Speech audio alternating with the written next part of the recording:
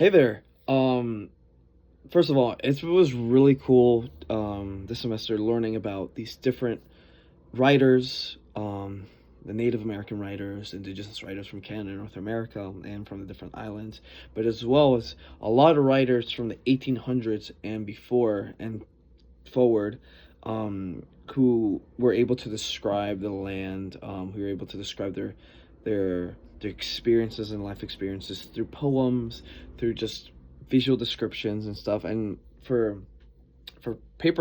project three, for our third project, I decided to just make a video, talking about three texts that we've discussed so far this semester, and these are some like my favorite, more descriptive. I chose one poem, but the other three were the other two were actual like just descriptions of people just writing out of their life, and just the not not not poems, but actual like literature written out by these people.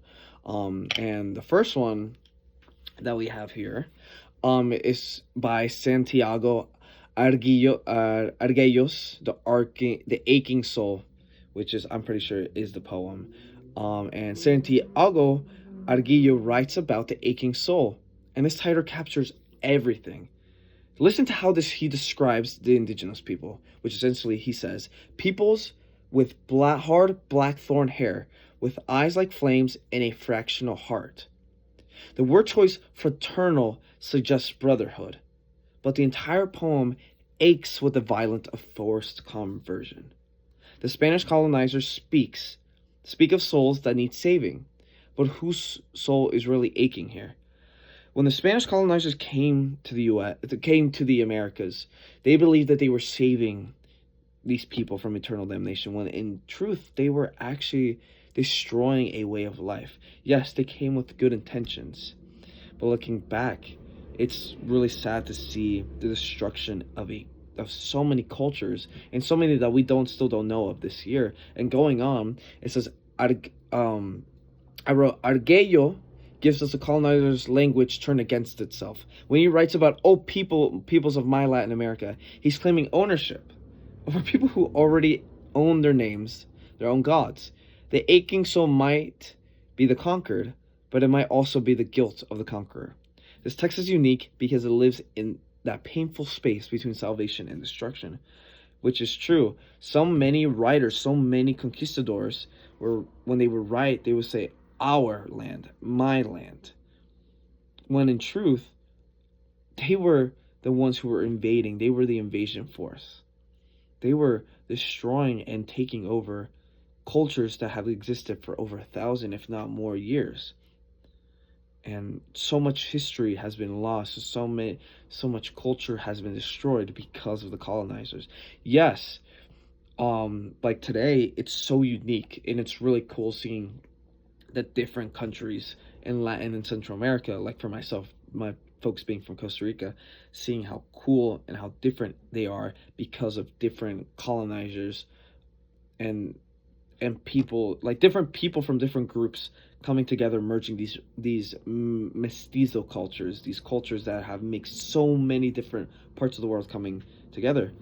Um, but still, at the same time, that aching soul part, it's like, does he really feel? It's that mix, like I said, between salvation and destruction. It's that middle area. So second one is from chapter 7, called What the Land Looks Like, and I believe that is from, hold on a second here, it is from the Alvar Nunez Cabeza de Vaca. Yeah, it's Cabeza de Vaca, the account. This is one of the earliest, if not, they say, the first account of like New Mexico and that area.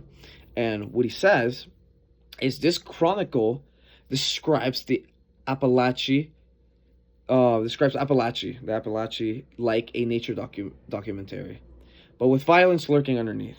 The author catalogs everything with scientific precision: walnut trees and laurels, sweet gums, cedars, junipers, live oaks, pines. But here's the moment that stops me. It's describing seeing an opossum, one which carries its young in the pouch of its belly. While they are small, they carry them in that manner until they get their own food. This careful observation of a mother protecting her young happens right before they tell us about holding an indigenous chief hostage and burning lodges. They stayed 25 days. They counted the days, the trees, the birds, falcons, marsh hawks, sparrows. So many things. Everything gets cataloged for the empire, for the Spanish Empire. This text is unique because it shows the colonization as data collection. It's sick. It's really cool, but at the same time, it's really dark and depressing. Every detail is recorded. Every detail recorded becomes an act of possession. And this is like the first time that we see the documentation of certain species, like of the U.S., of the what will become the U.S. of North America, because Cabeza de Vaca was in New Mexico. He was in this the west, the southwestern part of the United States. And it's insane to think about that in between all of these catalogs of different species, different plant types, that he talks about destroying people, native people, their homes, and he describes these beautiful things, but then in turn he takes a sharp turn and he talks about the destruction of people, destruction of fellow human beings, the destruction of cultures, of entire communities. And the third one is Gaspar Perez de Villagarra's History of New Mexico. So Villagarra calls this a history of New Mexico, but it reads like propaganda poetry. This is the epic version, the Hollywood blockbuster colonization before Hollywood even existed. The language is really big, grandiose, heroic, even over, basically completely over the top. Everything is a great adventure. Every conquistador, a big hero. Top, he's best. They're the best. But when you call something history and write it like a super epic poem, you're not recording facts. You're creating essentially mythology, like Roman mythology, Greek mythology, Sumerians. What else? Hittites. What is it? The Odyssey, Troy, the Trojan War. That's all mythology. It might have started out as history, but these heroes but what makes this text unique? It's his ambition to transform violence, horrible violence, into verse, into poetry. Villagra wants us to see conquest as art, which is dark in itself. He's writing for the Spanish crown, trying to make invasion sound amazing, awesome, glorious, even. But now we can read it as evidence, not as heroism, but of how empires, how countries justify itself through literature. When poets become propagandists, there we go, what happens to the truth? The truth gets twisted. It gets turned around completely.